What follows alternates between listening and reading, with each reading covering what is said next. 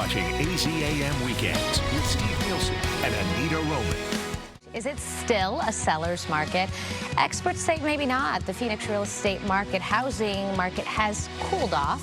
Coming up, we're going to talk about who will benefit the most.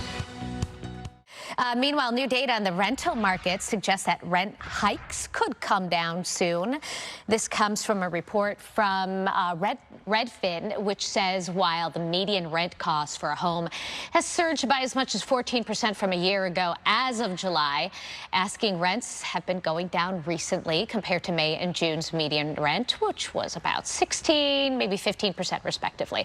Redfin adds that landlords continue to adjust to inflation, and that should bring down rent prices even more in the coming months. So some good news there. I don't know if you're going to take this as good news, bad news, but the Phoenix real estate market, housing market, has cooled off and it's flipped. So we're not talking about a seller's market or a buyer's market. Now we're talking about a buyer's market. Or is it both? It's a little bit of both. A little bit of both. It's balance. We have finally reached balance. Okay. So good morning to you, Trevor Halpern, CEO of Phoenix-based Halpern Residential. So many questions because what happened was so fascinating. The house prices just spiked. Are they going to stay high? Are they going down a little bit? Yeah, great question. They have actually gone down a little bit.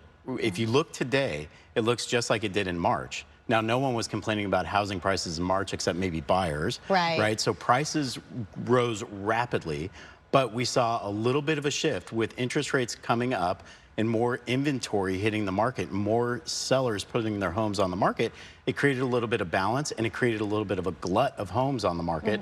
So we saw prices dip a little bit. So did we see more homes on the market because people wanted to take advantage of what was happening? Or was there just a need and people wanting to move out of the state? A little bit of both. You know, we're constantly drawing people here to the market. We have 200 some odd people moving to Phoenix a day. So what we saw with interest rates, when they went up really rapidly, buyers just paused. It was almost like a buyer strike. And then sellers panic listed. Oh my gosh, we're at the peak. We need to sell our home. So we saw, and you can watch the curve, you can just see the number of homes hitting our market for sale really spiked over the last 3 or 4 months. But the number of homes that are coming on weekly, it's beginning to shrink and shrink and shrink. So we're thinking we kind of hit the bottom of that dramatic increase in listings. Well, then who benefits from that? Because if there aren't as many homes and if the inventory is lower, that doesn't benefit buyers.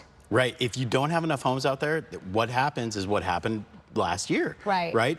You know, 10, 12, 15 offers per home available. Low interest rates were driving a lot of demand. Not too many people were selling their homes.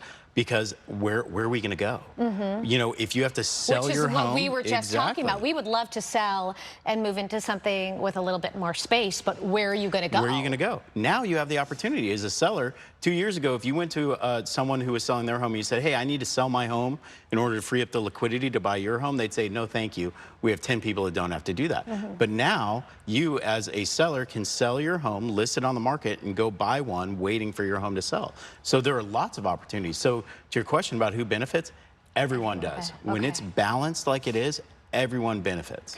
So there was a lot of talk about the bubble that we experienced, what, 10, 15 years ago, and everyone was waiting for this bubble to pop. This wasn't a bubble. This was something very different. Yeah, very different dynamics. If you look back historically over time at what happened, you know, in the 2008s and the mid-2000s, it was really a finance-based, you know, that secondary market selling these, bundling these mortgages and selling them, it became a game. And so everyone wanted in on that game, and it created that bubble. With this, it was really market forces, supply, demand, the cost of money, really basic economics were driving these prices up and creating that frenzy.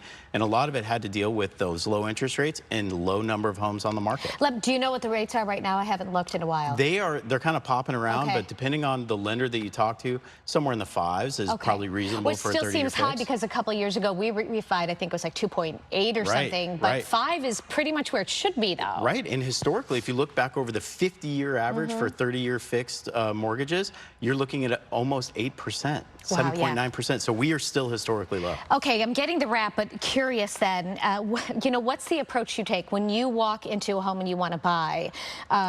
Do you do you offer above asking price, because that's what was happening, and then or do you maybe lowball a little bit? Is there room for negotiation? As a seller, are you looking for higher offers? Do you take the first offer, because they usually say just take the first offer? Yeah, it is specific to each property, but yeah, as a buyer right now, you've got a little bit of leverage, and you should use it. Now, if you walk into a house and there are multiple offers or multiple buyers in there, you're going to have to figure out what the scenario is. Your agent's going to have to work and try to figure out how to make you competitive. I think the best bet is work with an agent. Yeah. Right? Have an expert, have someone who knows the areas, because they're all so different. Yeah, you got it. Have an expert, have someone who does this full time. The market is so dynamic. You really want an expert in your field when you are buying or selling the biggest single asset on your books. How do people get a hold of you in case they want more info? Sure, thank you. They can call me at 602-595-4200, or they can Google me, Trevor Halpern. We will put all that info on our website. Thank you. Great, thank you. Always so interesting to learn about this. Appreciate it.